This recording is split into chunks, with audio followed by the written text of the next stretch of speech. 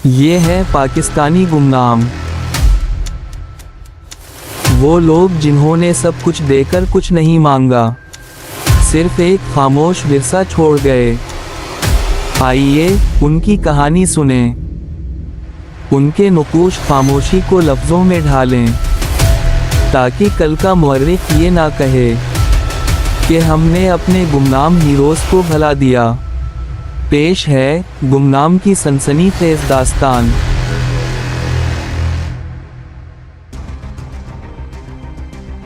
उसने फाइल पर नजरें दौड़ाते हुए अगले टारगेट खंगालने शुरू कर दिए।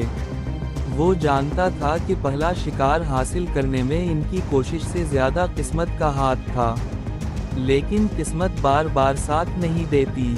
उसे कोई मजबूत हिकमत अमली बनानी थी, जिस पर अमल करते हुए अगले दो शिकार काबू में आने थे। इसका दिमाग ताने बाने ढूंढने में लगा हुआ था कि अचानक ही एक ख्याल के तहत वो उठा और इमारत के एक तरफ बने सेल की जानिब चला आया, जहां बलराज ठाकुर को रखा गया था। जालीदार दरवाजे में लगे शीशे से उसने अंदर झांका, जहां बलराज ठाकुर आंखें बंद किए बैठा था और किसी पूजा पाठ में मसरूफ था। इसने दिमाग में पनपते एक ख्याल के तहत दरवाजे के साथ लगे बॉक्स में अपना कार्ड स्कैन किया। बीप की आवाज़ आई और दरवाज़ा बगैर आवाज़ के खुलता चला गया। बलराज ठाकुर ने आंखें खोलते हुए उसे देखा और चेहरे पर एक तंजिया मुस्कुराहट तारी कर ली। वो भी मुस्कुराते हुए उसके पास आया और कुर्सी खींचते हुए इसके बिल्कुल सामने बैठ गया। दोनों एक दूसरे की आंखों में देख रहे थे और दोनों ही खामोश थे। मानना पड़ेगा महाशय, बड़े ही कम समय में तुम बहुत ऊंचा उड़ने लगे हो। बलराज ठाकुर उसे देखते हुए तंजिया अंदाज में बोला। जाहिरी बात है, शाहीन हूँ, बना ही उड़ने के लिए हूँ तो बुलंदियों की फिर कोई खास औकात नहीं रह जाती। वो दू बदू बोला तो बलराज उसे देखकर रह गया। लेकिन तुमने जैसे मुझ पर हाथ डाला, मानना पड़ेगा कि जानकारी तुम्हारी पूरी थी।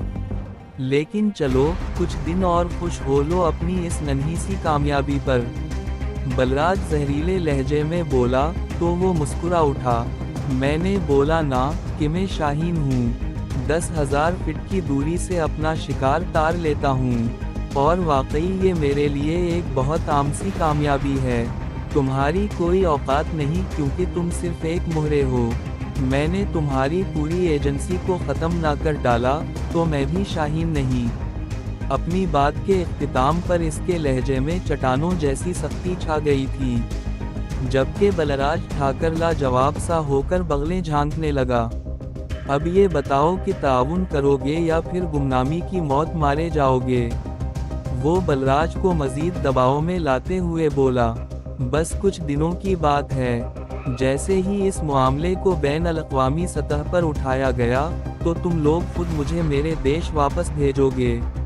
बलराज इसकी बातों से टेंशन का शिकार हो गया था, उसीलिए पटरी से उतर गया। ये तो है, ठीक कहा तुमने, लेकिन जानते भी हो कि तुम हो कहाँ। ना ये फौज का काम है और ना ही किसी कानून नाफिज करने वाले इदारे का। तुम्हें तो ये भी पता नहीं कि तुम हो किन लोगों के पास। जब कोई कुछ जानता ही नहीं तो फिर कैसी वापसी और कैसा हंगामा? वो मुस्कुराते हुए बोला और बलराज ठाकुर को हका बका छोड़कर वापसी के लिए पलट गया। एक बार फिर वो सब लोग कॉन्फ्रेंस रूम में जमा थे और सबकी नज़रें सामने स्क्रीन पर चलते मनाजिर पर जमी हुई थीं, जहां किसी बम धमाके के बाद तहरीबकारी के मनाजिर चल रहे थे और फिर एक बंदे पर वीडियो रुक गई। ये है वो इंसान जिसकी वजह से हम अच्छा खासा नुकसान उठा चुके हैं।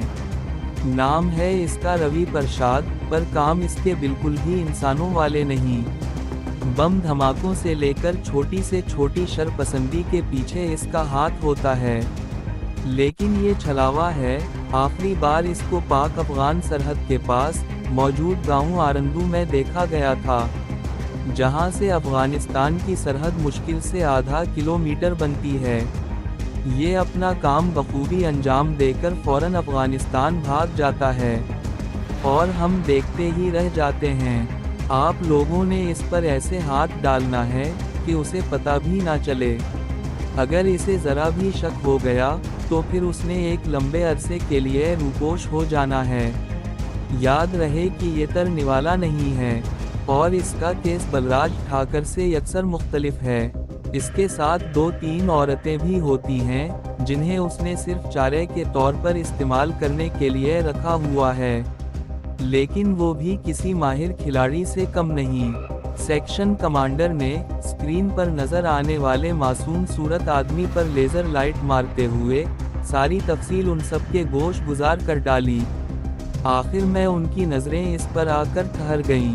Alpha 1, is everything okay? इन्होंने उसे देखते हुए सवाल दागा। जी सर, सब ठीक है। इसे अपनी हालत संभालने में महज एक लम्हा लगा, वरना जो आग इसकी आंखों में रोशन थी, बैद नहीं था कि वो अपना कंट्रोल खो देता। सब ठीक ही हो तो अच्छा रहता है। इस आग को बचा कर रखें तो मुझे उम्मीद है कि जल्द ही उसे बाहर निकलने का मौका भी मयस्सर आ जाएगा। सेक्शन कमांडर शायद इसकी सोच पढ़ चुके थे, इसीलिए उसे समझाते हुए बोले। तो वो फौरन से अपनी नज़रें झुका गया। अभी हमें मज़ीद अहकामात का इंतज़ार है। जैसे ही हमें हुक्म मिला तो आपने यहाँ से कूच कर जाना है। सेक्शन कमांडर इन्हें मज़ीद तफसीलात से आगाह करते हुए अपनी कुर्सी तक आए और अपना कोट उठाते हुए बाहर निकल गए। हमारा मोराल बड़ा हाई है अल्फा 1। इंशाअल्लाह हमारा ये शिकार भी जल्द ही शिकंजे में कस जाएगा। बरादो 1 उसके पास चला आया और उसके साथ वाली निशस्त संभालते हुए उसे देखकर बोला, मोराल तो हाई है, लेकिन मैंने इसकी फाइल पढ़ी है, ये वाकई में बहुत ऊपर की चीज़ है। खूबसूरत औरतें हमेशा उसके साथ होती हैं, लेकिन ये साला हम जिन्स परस्त है। और उसी चक्कर में कई इलाकों से उसे इमरजेंसी में भागना पड़ा है, क्योंकि वहाँ बच्चों के साथ उसकी ज़ियादतियाँ मंजर आम पर आ गई थी।